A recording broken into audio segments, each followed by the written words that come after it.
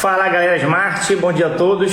Estamos aí com mais um Smart Responde. Toda terça e quinta temos aí lives semanais trazendo conteúdo sobre leilão de imóvel. Então vamos fazer hoje aqui respostas das perguntas que foram feitas ao longo da semana. A gente abriu a caixinha na quarta-feira, acumulou pergunta e a gente vai responder. Guilherme Tavares, como saber se foi feita a notificação ao devedor nos leilões extrajudiciais? Então ele quer saber aqui como verificar se foi feita essa notificação em leilão extrajudicial, que é uma das principais causas de nulidade de leilão extrajudicial, é a falta de intimação ali da purga da mora e também intimação da data do leilão. Como é que ocorre no leilão extrajudicial, que não é leilão da justiça, é leilão de banco, de imóvel que foi retomado de financiamento. A pessoa, enquanto está pagando a prestação, o imóvel fica no nome do banco. Se deixar de pagar as prestações, o banco vai retomar o imóvel para levar a leilão. Só que tem um procedimento, se tiver algum vício, alguma falha desse procedimento, pode gerar a nulidade da arrematação. Então, como é que seria essa falha? Deixou de pagar, o banco vai informar ao registro de imóvel que a pessoa deixou de pagar e pedir que se dê início ao procedimento ali de consolidar a propriedade, que começa com a intimação do devedor para pagar a dívida, né? Purgar a mora, o termo técnico que é dado, né? Então quem faz essa intimação é o registro de imóvel. Ele faz essa intimação avisando que a pessoa está em débito, dizendo, informando o valor a ser pago e dando prazo de 15 dias para ser pago. Então, se não pagar nesse prazo, aí sim vai ser consolidada a propriedade e o imóvel vai a leilão. Agora, essa comprovação de que foi feita a intimação, ela vai constar na matrícula do imóvel, vai constar lá que na hora que for feita a consolidação que foi feita o procedimento para intimar o devedor para ele pagar a dívida e ele não o pagou. Isso vai estar na matrícula, às vezes, claro, de forma expressa, às vezes só citando o fato, né? Citando o artigo da lei que menciona isso, mas está valendo. Normalmente não tem, é difícil ter erro nesse procedimento que é feito pelo cartório de registro de imóvel. É um procedimento muito bem organizado para evitar qualquer problema de nulidade. Então, isso você verifica na matrícula. Agora, a outra questão é a intimação da data do leilão. Depois que consolidou a propriedade, o imóvel vai a leilão. Então, o devedor ele tem que ser intimado, porque ele tem o direito de preferência, de exercer preferência nesse leilão. Então, essa intimação que costuma dar mais problema, que costuma ter nulidade, porque quem faz ou é o próprio banco ou é o leiloeiro, não é o registrador de imóvel. Então, é um procedimento que costuma ter mais falhas e é difícil você ter a comprovação de que ela foi feita de forma regular. Você pergunta ao leiloeiro, a regra é você perguntar ao leiloeiro, o leiloeiro vai falar que o banco disse que fez. Simplesmente assim, ele não vai ter essa comprovação, você não vai ver um aviso de recebimento comprovando que foi feito ali o procedimento. Então fica mais difícil. Aí como é que você faz essa checagem? Você faz de forma indireta. Você verifica se existem ações judiciais do devedor alegando que não foi intimado da data do leilão. Se você verificar que não tem nenhuma ação, não tem nada questionando, você perguntou ao leiloeiro, o leiloeiro falou que o banco fez, então você pode prosseguir. É uma verificação indireta, porque dificilmente você vai ter 100% de certeza que foi feita essa intimação. Certeza absoluta você dificilmente vai ter. E se você só participar de leilão, se você tiver a certeza absoluta dessa intimação, você vai ficar de fora de 99% dos casos dos leilões. Então a gente entende que é um risco gerenciável e no pior cenário, se houver uma nulidade depois, você vai ter o seu dinheiro de volta ali de acordo com a evicção prevista no Código Civil. Então é algo tranquilo de ser contornado. Então fiquem atentos, façam as verificações diretas e indiretas, mas não é motivo para não participar do leilão. Galera que está entrando aí, já compartilha essa live com um parente, um amigo, um familiar e deixa a pergunta aqui também. Pode colocar a pergunta aqui que eu vou responder ao vivo, vou alternar entre a pergunta que foi feita aqui na caixinha durante a semana e pergunta aqui de vocês ao vivo. Aí, bom dia William, Aline, Lilian, Lúcia. Então respondemos essa primeira aí sobre como identificar as notificações, né, da PUC da Moro, das datas dos leilões. A próxima aqui do Vander S. Soares. Ele pergunta se penhoras e gravames de outros processos se impedem o registro. Beleza, uma pergunta interessante. Você arremata o imóvel num leilão de uma causa judicial específica, um processo específico, e você olha a matrícula do imóvel, tem várias outras penhoras e gravames de outros processos. Aí você pode ter questionamento, né? Se na hora que você for levar a carta de arrematação para registro, ao registro de imóvel, se vai dar alguma pendência ali, se o registrador vai impedir o acesso desse instrumento ao registro, porque tem penhoras, tem outros gravames. Então vamos lá, na hora que consolida, na hora que tem a penhora e tem um auto de arrematação, então, e você vai levar essa carta a registro, essas penhoras anteriores, regra geral, elas não impedem o registro.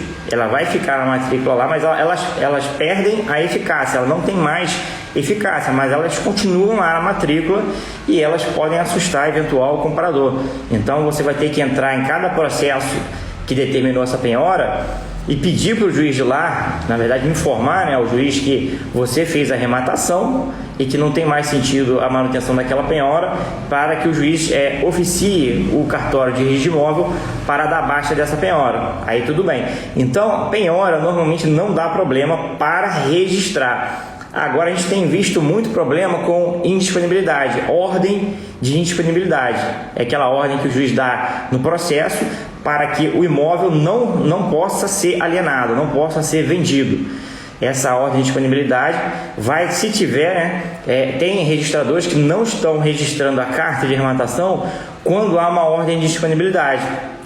Se o registrador negar, a gente já viu aqui casos recentes, né, que alguns registradores, dependendo do estado, do código de normas da atividade do registrador do estado, eles estão negando o registro. Então, o procedimento nesse caso, se houver uma nota devolutiva aí do registrador, eu acho que tem duas soluções aí, né? Ou você vai no processo da indisponibilidade, informa ao juiz e pede ao juiz para dar baixa da indisponibilidade, ou você volta no mesmo processo do leilão e pede ao juiz para retificar a carta de arrematação, corrigir, porque existe um provimento do Conselho Nacional de Justiça, provimento número 39, que diz, né, que quando ocorrer indisponibilidade, que não seja a do processo do leilão, a carta de arrematação ela tem que vir com a informação dizendo que a arrematação se sobrepõe à indisponibilidade. Se tiver essa informação, aí o registrador não tem motivo para devolver. Então, uma alternativa é voltar no processo do leilão e pedir, informar, né, que tentou registrar, não conseguiu, e que para atender o provimento 39, que a carta de arrematação tem que ter essa informação de que a arrematação se sobrepõe à indisponibilidade. Constando de forma expressa isso no texto aí da carta de arrematação, o registrador ele não vai registrar, ele não vai ter ali fundamentação para devolver. Então, é uma outra possibilidade, né? Essa possibilidade ou a possibilidade de ir lá no processo da indisponibilidade e pedir para o juiz de lá determinar a baixa. Então, tem duas possibilidades para fazer esse cancelamento. Eu acho que eu vi aí uns 2 casos desse aí na última semana, então parece que está acontecendo com mais frequência. Então vimos aqui a questão importante aqui da indisponibilidade. Penhora normalmente não dá problema para registro. Edna diz o provimento 39 do CNJ, que fala sobre a Central Nacional de Indisponibilidade de Bens. Então lá tem uma previsão expressa, né, dizendo que tem que ter na carta de arrematação essa informação, que essa arrematação se sobrepõe às indisponibilidades. Tendo isso na carta, não tem problema nenhum. Eu já até oriento, inclusive, quem arrematar antes da expedição da carta, na hora que você vai peticionar no processo, dizendo que arrematou, juntando o ITBI, pedindo para expedir a carta, já ter de padrão essa informação, que pedir ao juiz que na carta de arrematação conste essa informação. Aí você já evita problema, a carta já sai de primeira com a informação, já resolve o problema ali na raiz.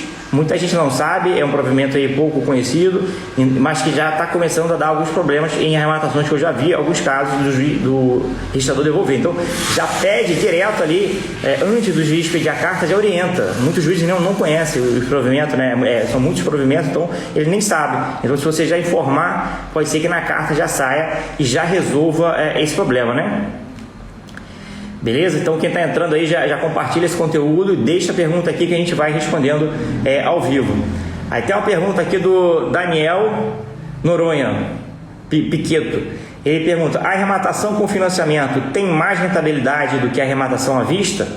Então pouca gente entende a dinâmica do financiamento. Você vai pagar juros, mas também em compensação vai sair pouco dinheiro do seu bolso. Como é que é calculado o ROI, né? Que a gente fala muito, que é o retorno sobre o investimento. É o seu lucro, o que você teve de lucro, dividido pelo que efetivamente saiu do seu bolso.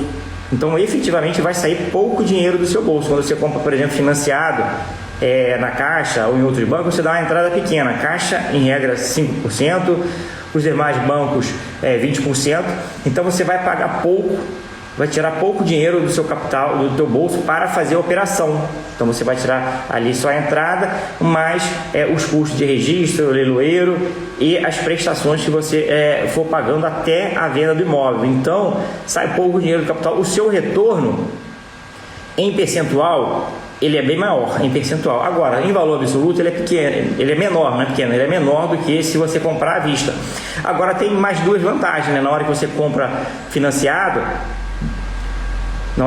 financiado, você diversifica o risco, que em vez de pegar todo o seu capital, colocar no imóvel só, você pode colocar em 2, 3 imóveis.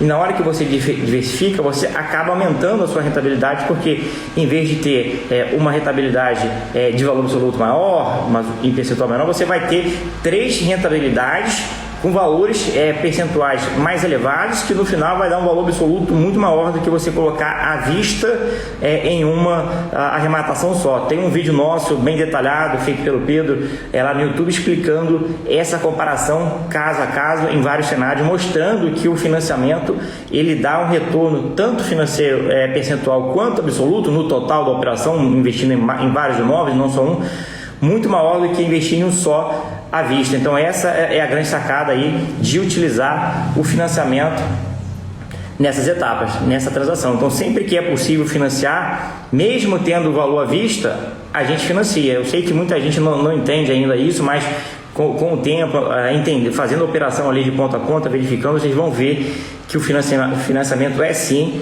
uma ótima oportunidade. Ramon Instalações: comprando financiado e o imóvel for de outro estado que você mora, tem mais dificuldade? A gente arremata praticamente no Brasil inteiro, então a gente não vê mais dificuldade com isso. Hoje os procedimentos são todos eletrônicos, você registra de forma eletrônica, faz uma escritura também de forma eletrônica. E se precisar de um apoio ou outro, você pode contratar um despachante na localidade para facilitar esse procedimento. Na comunidade Smart a gente tem mais de 2.000 mentorados, então basicamente em qualquer parte do Brasil a gente costuma ter apoio de mentoragem no que precisar.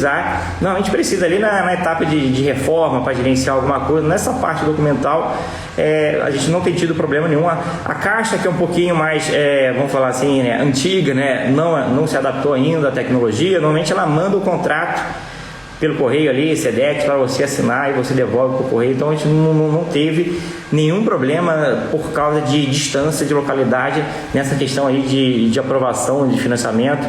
É algo que dá para fazer, não é nenhum impedimento, né? Então não tenha isso como um obstáculo, né? Dá para resolver sim tudo 100% à distância, né?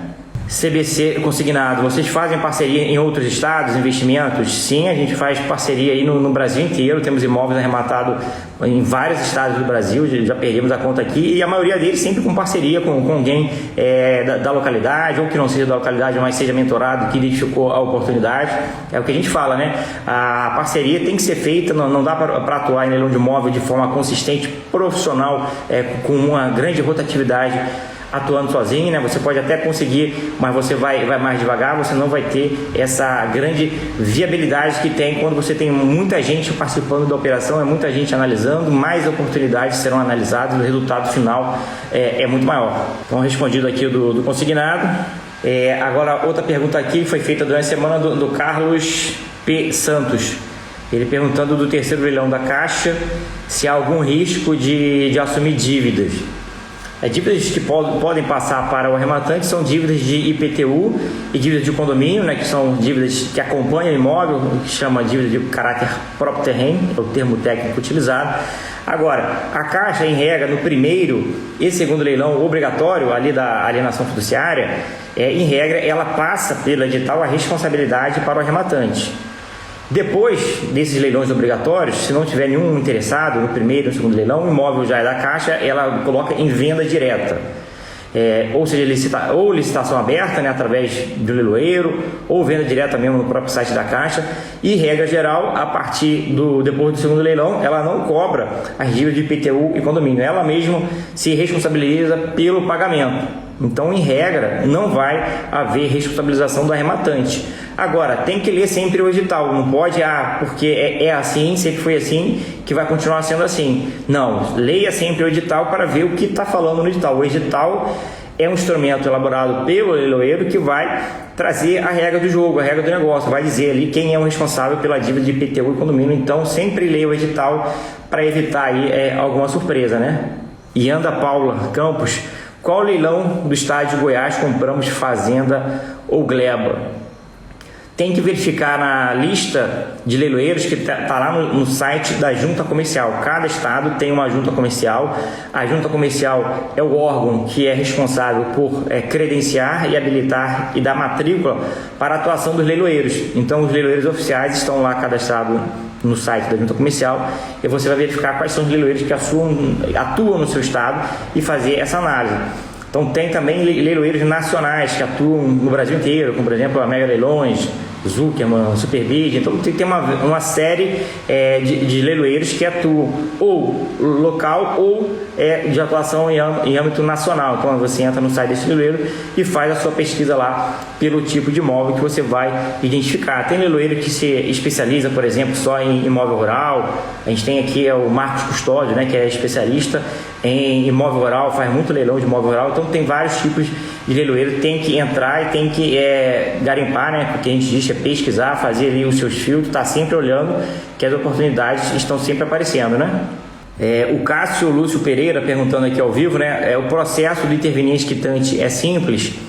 É simples, para quem não sabe o que é interveniente quitante, quando você compra um imóvel financiado do banco, você tem um saldo devedor ali que você vai pagando, e você pode vender esse imóvel mesmo que não tenha quitado o financiamento.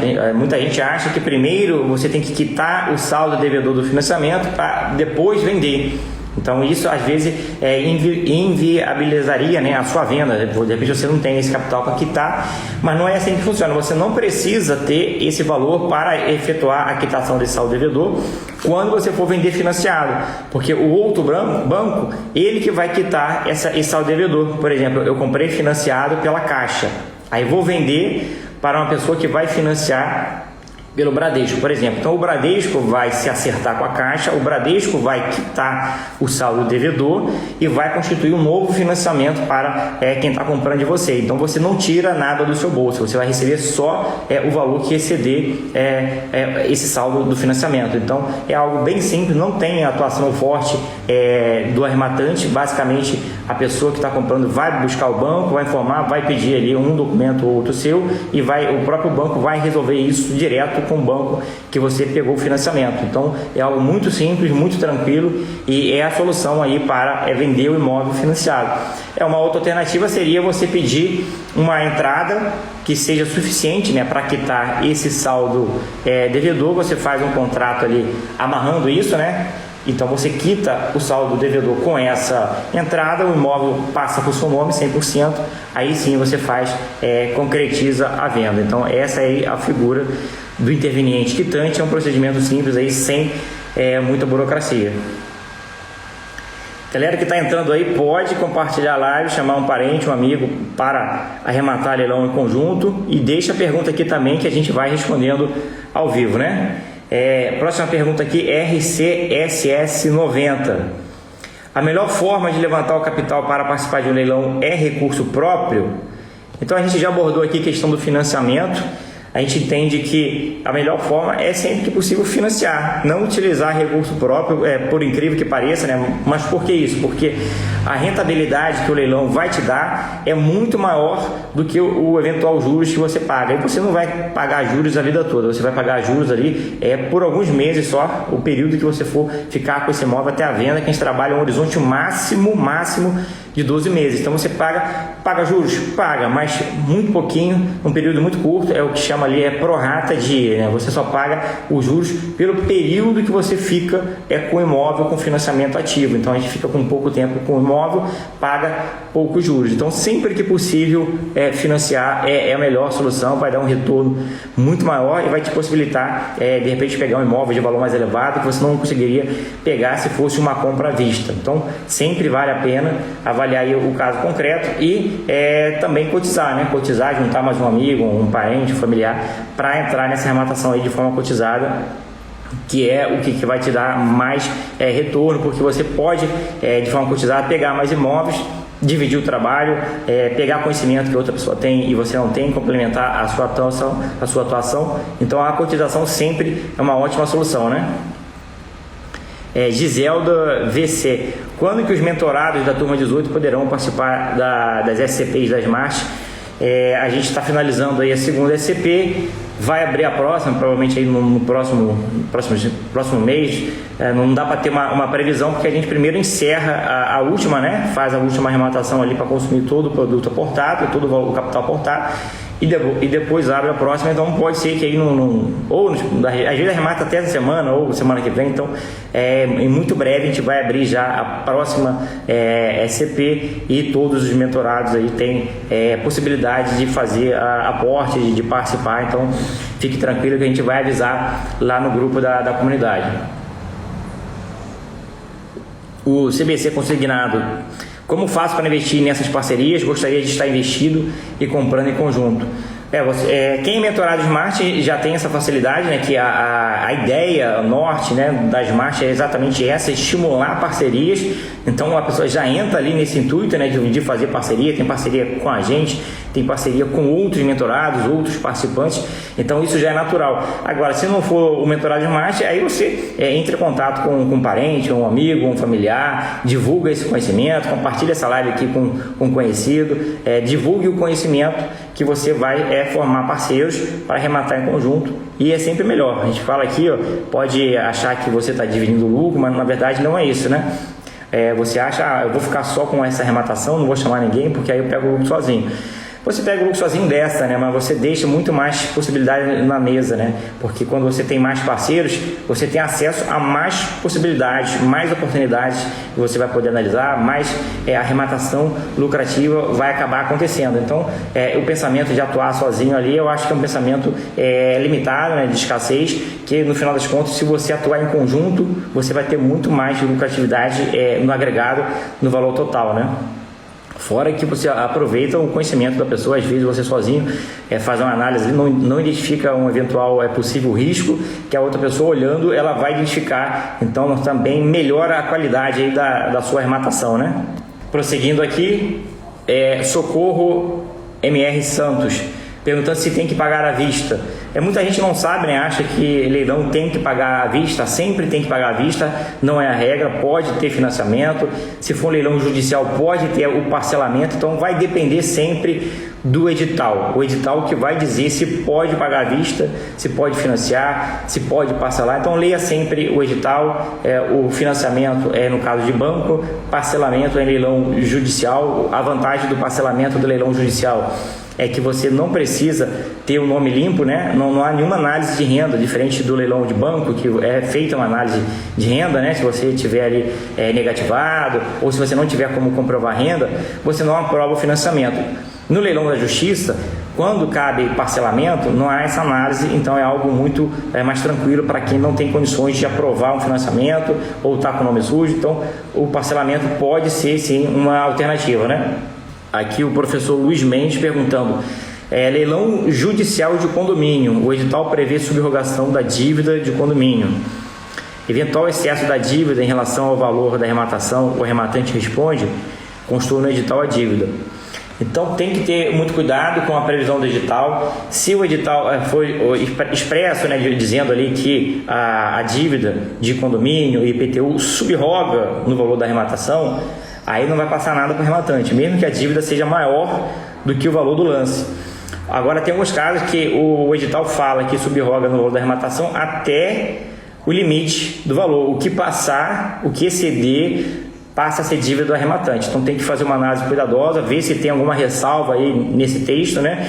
Passando aí a responsabilidade para o arrematante do que exceder o valor da arrematação. Às vezes a arrematação é 100 mil reais e a dívida é 150. O edital pode colocar que o que passar dos 100 mil vai ser responsabilidade do arrematante. Então tem que ler muito bem. Se o edital colocar essa ressalva aí não é interessante, né? Provavelmente, então tem que analisar com cuidado. E sempre que tiver alguma dúvida, que nem sempre o edital vai estar muito claro, às vezes está um negócio meio ali em cima do muro. Aí formaliza a consulta com o leiloeiro por e-mail para ter a resposta certa, precisa. Não tem como participar de um leilão sem ter certeza aí quem é que vai ser o responsável por eventual dívida de IPTU e condomínio. Então, na dúvida, pergunte. Não tem essa de não vou perguntar não. Tá com dúvida, não participa sem ter a certeza ali dessa responsabilidade. É melhor perguntar agora do que ter um problema depois, né? Rogério Fernandes dos Anjos: bom dia, arrematei imóvel da Caixa, tenho termo de arrematação emitido pelo leiloeiro, é suficiente para solicitar o inquilino que desocupe o imóvel? Vamos lá. Se for seguir aí a regra geral, o que deveria ser feito, tudo bonitinho ali, teria que, pela jurisprudência predominante, teria que ter o registro, para depois do registro você tem a propriedade, aí você pode ingressar com a ação. Mas como é que funciona na prática? Na prática você pode negociar antes. A gente faz uma notificação extrajudicial, não envolve justiça, a gente notifica avisando que arrematou o imóvel e que está à disposição ali para negociar, dá um prazo de 30 dias para a pessoa sair, nosso contato, fala lá da taxa de ocupação de 1% ao mês que ele vai ter que te pagar caso ele permaneça ali no imóvel, cada mês que ele permanece, e a partir daí começam as negociações.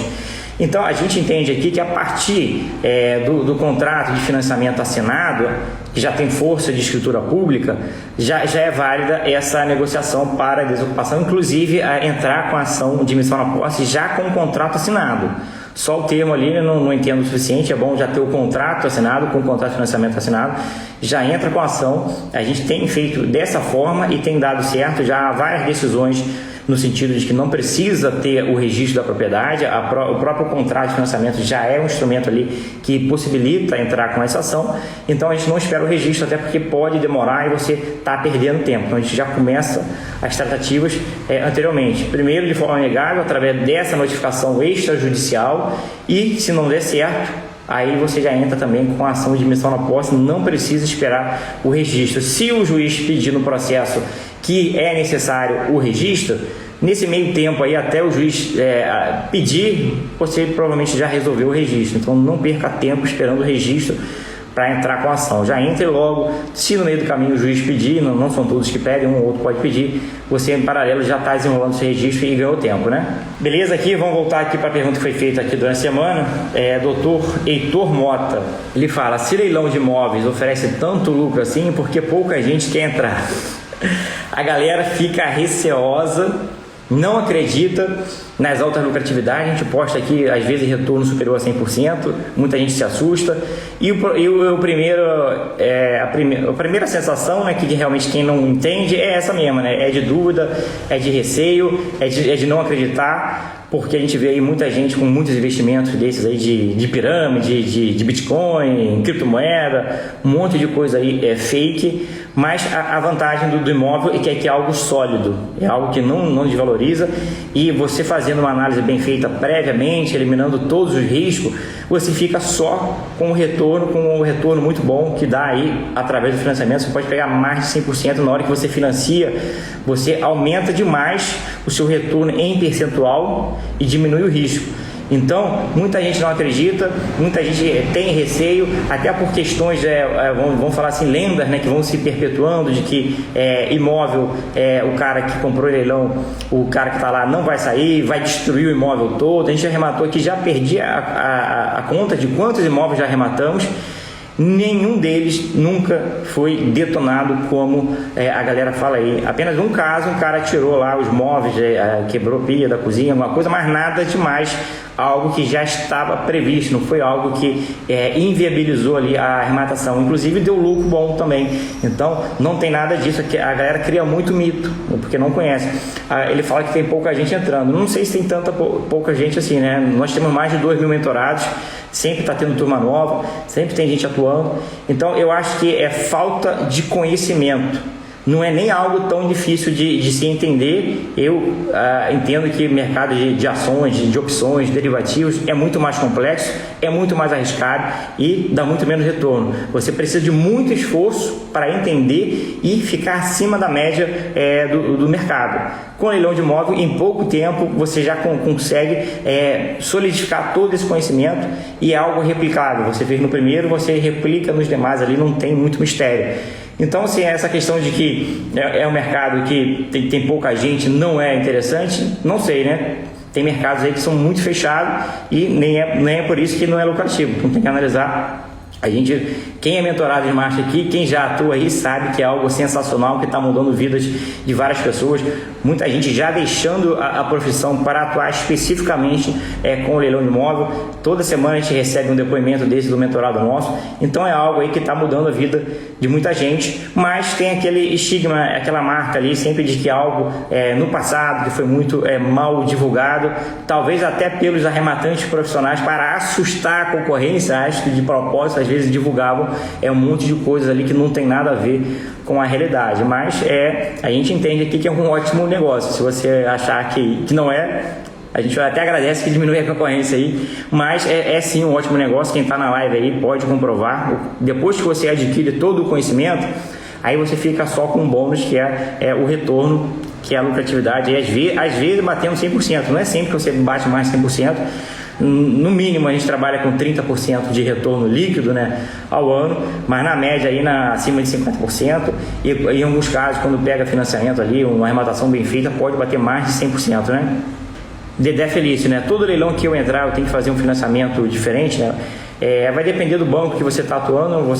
A gente sugere aqui sempre fazer uma aprovação prévia, né? Ali do que você pode utilizar. Você pode comprometer até 30% do valor aí da sua renda, né? Normalmente, dependendo do banco, tem um prazo dessa aprovação, às vezes 6 meses, às vezes mais, às vezes menos. E aprovou determinado valor, se ainda estiver dentro do limite, normalmente não vai precisar, mas dependendo do banco aí, da burocracia, pode ser necessária uma nova aprovação, mas não é nada burocrático que vai impedir. Normalmente essa aprovação é feita aí no mesmo dia, até, dependendo do caso aí, da pessoa que está fazendo ali, pode fazer essa aprovação no mesmo dia. Então é algo que não é tão burocrático, né?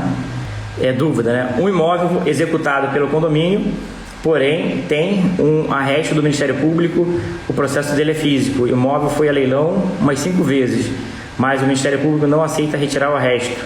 Tem como driblar isso? Tem que ver o caso concreto. Eu não sei porque não aceita, né? Se foi arrematado em outro leilão, não teria por que não aceitar. O imóvel vai passar para outra pessoa, não vai ser mais ali do executado. O arresto é uma medida cautelar provisória que não deve se prolongar no tempo. É uma medida preliminar. Tem até um prazo ali para ficar esse arresto. e depois de repente converter em penhora. Então o arresto, a essência dele é ser temporária, não é algo para sempre. Se está para sempre aí, ele já está fugindo da sua essência. Então tem alguma coisa mal contada aí, quem está contando a história não está sabendo, não vejo nenhum impedimento depois da arrematação para impedir aí essa baixa do arresto. Tem casos e casos, né? A gente nunca sabe, e não é o Ministério Público, né? O juiz ali que determinou, é o juiz que vai mandar cancelar. O Ministério Público aí não tem o poder de manter ou não manter. Quem decide se mantém ou se não mantém vai ser o juiz do processo. Andréia 84, vamos lá. Como funciona a expedição da carta de arrematação? É necessário ter advogado? Bom, no leilão judicial, em algum momento você vai precisar do advogado. Depois que você arremata, vai ter que por advogado, peticionar no processo pedindo para expedir a carta de arrematação e mandar a admissão na posse. Em que momento você faz isso, né? Depois que arrematou, você vai peticionar, depois que assinou o auto de arrematação pelo leiloeiro, pelo juiz, pelo arrematante, tem 10 dias para eventual recurso ali do executado. Aí você, nesses 10 dias, você já pode peticionar, protocolar na prefeitura um pedido lá do ITBI para adiantar, para você já ter a guia do ITBI rápido. Aí passou os 10 dias, não teve recurso, de posse da guia, você já paga a guia do ITBI e peticiona no processo, informando ao juiz, né, após os 10 dias, que arrematou, que já recolheu a guia do ITBI e pedindo para o juiz expedir a carta de arrematação e o mandado de admissão na posse. A gente entende que esse é o procedimento mais célere e mais seguro. Você já começa pedindo ali na prefeitura a emissão da guia do ITBI, não perde tempo. Passou os 10 dias, não teve recurso, aí sim você peticiona no processo via advogado, tem que ter advogado, informando que arrematou, juntando o comprovante de pagamento do ITBI, pedindo a expedição da carta de arrematação e também o mandado de emissão na posse. Então, fazendo dessa forma aí, é a forma mais segura e mais célere, né? O Jordano, né? Qual é o entendimento de vocês quando no edital consta apenas o artigo 908, parágrafo 1º do Código de Processo Civil, e o produto da arrematação não é suficiente para pagar o condomínio? O arrematante responde: se expressamente fala que aplica o 908 e a dívida ali vai subrogar no valor da arrematação, entendo que não passa nada para o arrematante, porque não tem nenhuma ressalva do que passar. Às vezes o edital ele coloca dizendo que aplica o 908, porém o que passar o valor da dívida será do arrematante. Mas dependendo do caso, se for uma dívida muito alta, é sempre bom se precaver, né? Vale o que está escrito, mas na dúvida você se precaver aí, faz uma dupla checagem. Pode entrar em contato com o leiloeiro para ele formalizar. É mais uma segurança a mais, né? Porque o edital já está claro ali, né? Falou que aplica o 908, que te libera da dívida, não fez nenhuma ressalva sobre eventual saldo que a arrematação não for suficiente para cobrir. Então, entendo que não passa nada para o arrematante. Mas sempre bom aí, se for uma dívida alta, para evitar qualquer problema depois ali, qualquer alegação, formalizar lá no leiloeiro. É isso mesmo? Se o valor não for suficiente, não vai passar nada para o arrematante, sempre é bom que fica com uma carta na manga ali, né? Se acontecer alguma coisa mais para frente, não vai acontecer, né? Mas segurança é sempre bom, né? Queria saber sobre financiamento, como faço para financiar, qual banco, não entendo nada, todo leilão tem que pedir um novo financiamento. Já falamos aqui do financiamento. Não é todo leilão que aceita financiamento, o edital vai dizer se aceita ou não financiamento. Vai ser só financiamento no banco que está fazendo o leilão. Se é o imóvel do Banco Santander, vai ser financiamento só do Santander, não vai ser financiamento de outro banco. A ideia é você aprovar previamente o financiamento. Se não conseguir aprovar previamente, dá para aprovar depois, não é algo que vai te impedir. O ideal é aprovar antes, mas arrematou, vai entrar em contato com o leiloeiro vai desenrolar, vai fazer esse meio de campo para aprovação também do financiamento. Mas sempre bom aprovar antes para você já ter certeza ali se vai ser aprovado ou não, né? CBC consignado aqui, se vocês só fazem parcerias com mentorados, então o foco de vocês é somente vender curso ou mentorias? Não, nada a ver. O nosso foco é preparar parceiros e dar conhecimento sobre o mercado de leilão de imóvel. A gente, se fosse o foco só vender curso, mentoria, a gente não teria um mercado muito maior por trás da mentoria, né? A mentoria é apenas uma porta de entrada para um universo muito maior, um mundo de marketing, você está de fora não conhece. Quem está na comunidade de marketing ganha dinheiro em todas as pontas. Tem gente ganhando dinheiro intermediando a arrematação, tem gente ganhando dinheiro fazendo vistoria em loco, tem gente ganhando dinheiro auxiliando no procedimento de reforma, tem gente ganhando dinheiro em todas as etapas dentro da comunidade de marketing. É um grande hub de imóveis de leilão. Quem está fora não sabe o tamanho do que está por trás disso, é muita coisa, e as parcerias são nesse sentido de possibilitar a todos que arrematam. Às vezes você tem lá só 50 mil reais. Aí vem uma oportunidade que é 200 mil reais, é uma ótima oportunidade e não é financiada, às vezes é à vista, por exemplo, você não tem como entrar, mas é a ótima oportunidade. Você fez todo o trabalho, você identificou a oportunidade, isso tem valor. Você pode pegar essa oportunidade, levar lá para a Smart através do projeto Chama Smart e você é remunerado por isso. Então, em lugar nenhum tem isso. É um ecossistema todo de leilão de imóvel que abrange todas as etapas e que você ganha dinheiro de várias formas, não só com leilão. Então é algo que não existe nada no mercado similar ao que está sendo feito pela Smart. E você tem os 50 mil e quer entrar nessa arrematação, não quer só pegar ali aquele percentual pela indicação de algo que você identificou da oportunidade. Você quer entrar, você entra, chama a Smart e a gente dá esse suporte para complementar o restante e você não perder uma excelente oportunidade. Então quem tem essa mentalidade aí que é só mentoria, só curso, está com uma mentalidade aí que não corresponde à realidade, não sabe o tamanho do que tem por trás, do universo do que tem por trás.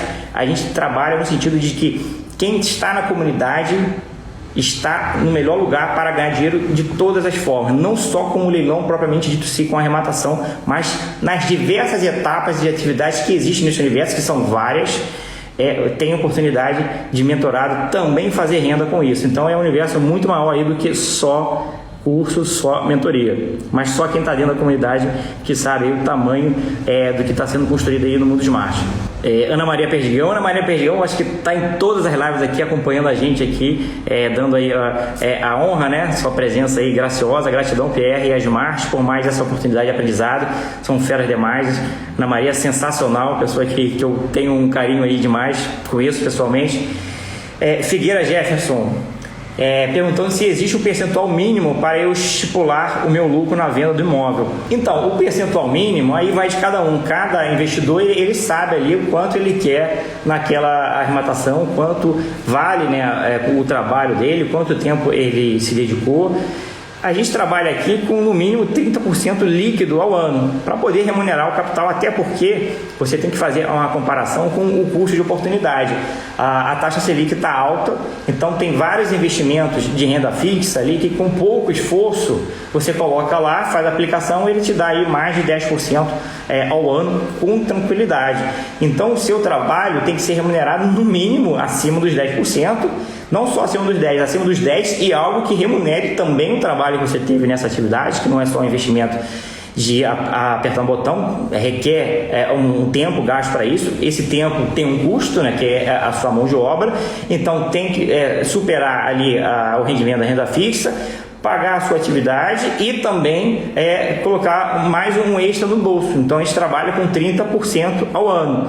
Tem gente que trabalha com 25%, tem gente que só pega acima de 40%, então é algo pessoal, cada um vai fazer a sua análise ali do que seria um retorno bom, que pague ali no mínimo ali o custo de oportunidade de deixar de aplicar na renda fixa, que remunere o seu trabalho e que ainda dê um adicional em cima de tudo isso. Então a gente trabalha com 30%, mas assim, não é algo fixo, engessado. Cada arrematante define o seu percentual aí de quanto está disponível a entrar para participar, né? Renato perguntando sobre o financiamento da Caixa, se é necessário, né, que a pessoa tenha conta na Caixa.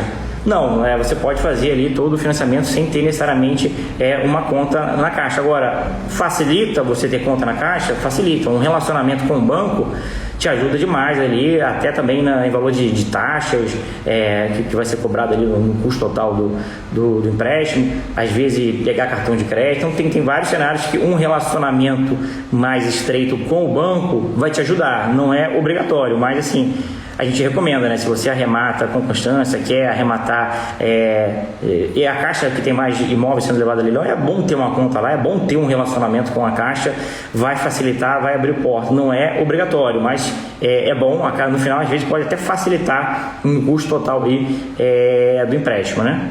Michela falando que na próxima oportunidade vai entrar para a mentoria, a gente está aí de portas abertas, sempre que finaliza a turma a gente vai lançar outra, vai mandar os avisos no grupo, então se tiver interesse entra lá no link, né, na lista de espera para receber essa informação de primeira mão. Venda direta na Caixa pode ser feita por arrematante negativado? Vamos lá, se for o pagamento à vista, aí não tem problema nenhum. Pagamento à vista você não vai financiar nada, você vai pagar, então não há nenhuma análise ali se você está negativado ou não, porque você já está quitando a dívida.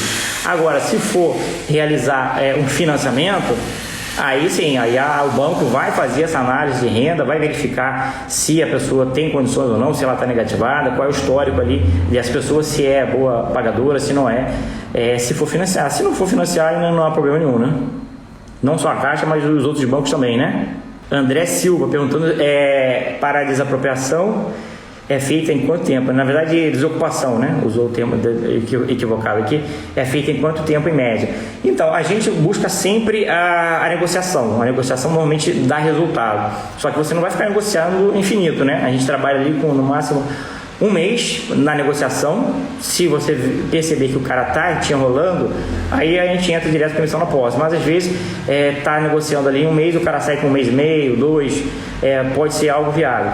Mas se for necessário entrar com a emissão na posse, em média aí dá uns 3, 4 meses, pode passar um pouco mais, pode, né? O máximo nosso levou 5 meses. Aí depende muito do caso concreto. Esses 5 meses foi na época da pandemia, que tinha lá restrição do oficial de justiça de cumprir mandado, uma série de restrições. Mas em média aí 3, 4 meses sendo bem feito, seguindo um checklist, em que um passo a passo ali dizendo o que deve ser feito, em que momento deve ser feito, 3, 4 meses aí já é um tempo razoável, bom para ter a desocupação. Pode demorar mais? Dependendo do caso concreto aí pode demorar mais, mas eu acho que dificilmente vai passar de 6 meses. Tem que ter algo muito de estranho no processo, ou uma falha de quem fez o procedimento, para poder extrapolar aí esse período médio que a gente trabalha. Mas pode acontecer, né? Cada caso é um caso, né? O Mário Vieira perguntando se é verdade que na Justiça do Trabalho não tem preço vil. Boa pergunta, né? O preço vil é uma das maiores causas de nulidade de processo judicial. O que é preço vil? É aquele preço muito, muito abaixo do valor real do imóvel. Então, na justiça comum, não tirando a trabalhista, depois a gente fala trabalhista, o Código de Processo Civil ele estabelece o que é preço vil. Ele diz que o juiz, no caso concreto, vai dizer o que é o valor de preço vil. Se o juiz não falar nada, aí aplica a regra geral, os 50% do valor da variação. Então, se o juiz não falou nada e saiu por valor abaixo de 50%, aí pode caracterizar preço vil. Se saiu acima de 50%, não tem problema. Agora, a Justiça Trabalhista, ela é diferente, ela não aplica ali a previsão do Código de Processo Civil, ela vai aplicar a CLT, a Consolidação da Lei do Trabalho, que não tem essa previsão do preço vil. Então, é mais flexibilizado esse conceito de preço vil. Em várias arrematações abaixo de 50%, não é caracterizada a preço vil, até porque é uma dívida que tem um caráter alimentar, né? Então ela é privilegiada, ela tem até privilégio ali, preferência no concurso de credores para ser quitada primeiro, tendo em vista esse caráter ali de alimentar, alimentício, né? Então ela é flexibilizada. Para poder resolver esse problema logo, a justiça aceita valor de mais baixo. Já vi casos aqui de que 30% do valor de mercado não foi considerado preço vil. Então é flexibilizado, não quer dizer que não se aplica. Se aplica, mas de forma mais flexibilizada, mitigada, analisando o caso concreto. Então, se for abaixo de 50%, não necessariamente vai ser um preço vil que vai anular a arrematação, tem que analisar o caso concreto. 30%, às vezes 40% é considerado válido sem ser preço vil, sem gerar nenhuma causa de nulidade aí na arrematação. Dá uma acelerada aqui nas perguntas. Venceslau Armínio perguntando da estratégia de lance, né? Se é melhor dar o lance antes para assustar a concorrência, se é melhor dar no último minuto ali também para pegar de surpresa. Então, a gente não vê muita diferença nisso não. A gente já testou várias estratégias. Às vezes, vou dar um lance logo aqui vários dias antes para assustar a concorrência, porque o pessoal olha ali, já vê que tem disputa, já deixa de lado. Já deixamos também para deixar no finalzinho, mas assim, na prática, para o arrematante profissional, pouco importa. O arrematante profissional, ele não é levado pela emoção, pouco importa se já teve lance antes, se vai ter lance em cima da hora. Ele faz um trabalho prévio, ele define o lance máximo, então ele não trabalha com a emoção, é só a razão, é racional. Então ele já determinou o valor dele e ele vai dar o lance até aquele valor, independente do que acontecer, não vai ser estimulado pela disputa. Agora a gente normalmente dá o lance só ali no último dia, não no último minuto, né? Porque pode dar algum problema na plataforma, né? Então, assim, faltando ali 10 minutos já entra na plataforma, às vezes dá um lance, fica acompanhando e não fica cobrindo toda hora, não. Na hora que chegar ali final, ali nos últimos 3 minutos, você vai lá e dá o lance, aí efetivamente começa a participar e disputar se tiver mais alguém interessado. Jamais deixe para os últimos segundos, que pode dar algum problema na sua internet, pode dar algum problema lá no site e você não conseguir dar o lance e aí já era. Não adianta tentar reclamar com o leiloeiro, porque o próprio edital às vezes já coloca lá que o leiloeiro não se responsabiliza por problemas de internet, de conexão nem nada. E é sempre bom de repente ter até um extra, né? Sei lá, você tem um cadastro, o outro parceiro seu que está arrematando junto também fica ali esperto, de alerta, já logado, porque às vezes se der algum problema no seu lance, você comunica ali para quem está fazendo contigo a arrematação, para ele vai lá e dar o lance para evitar ser surpreendido por qualquer falha aí tecnológica de conexão e perder a arrematação. Então, não vejo aqui nenhuma estratégia diferenciadora, matadora, não tem nada disso, aí é tudo balela. Faça a sua análise antes, determine seu preço, no último dia você entra lá e participe, mas não deixa para os últimos segundos ali para evitar surpresa, né? Moro no Pará, posso fazer pesquisa dos imóveis pela internet? Oi, Elaine, totalmente. A gente faz todas as nossas pesquisas aqui pela internet.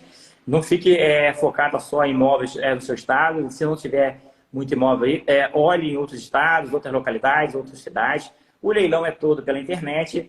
O procedimento de registro dá para fazer também 100% pela internet. Tudo hoje dá para fazer pela internet. A própria informações sobre imóvel, pela internet você consegue muita coisa. Ferramentas da internet você consegue informação de morador, telefone de síndico, de vizinhos para ter informação. Você pode contratar um despachante para ir até a localidade, fazer uma vistoria, buscar informações.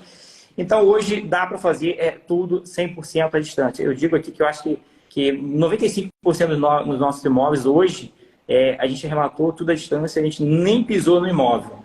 95% deles. O que a gente pisou são os imóveis aqui de onde a gente atua, né? Onde a gente mora, Belo Horizonte, e das cidades que são vizinhas aqui. Os demais aí, que é a maioria, a gente arremata e faz todo o procedimento 100% à distância. Sim, é possível, dá para fazer tudo. Inclusive reforma, dá para tocar também 100% à distância. Galera, finalizamos aqui 1 hora aí de conteúdo. Quem botou alguma pergunta aqui que passou e por algum motivo eu não respondi, manda lá no direct que a gente responde. Então agradeço aí a participação de todos. Tenham todos um ótimo dia. E se tiver alguma dúvida, é só mandar lá pra gente. Fique com Deus. Ótimo dia. Forte abraço a todos.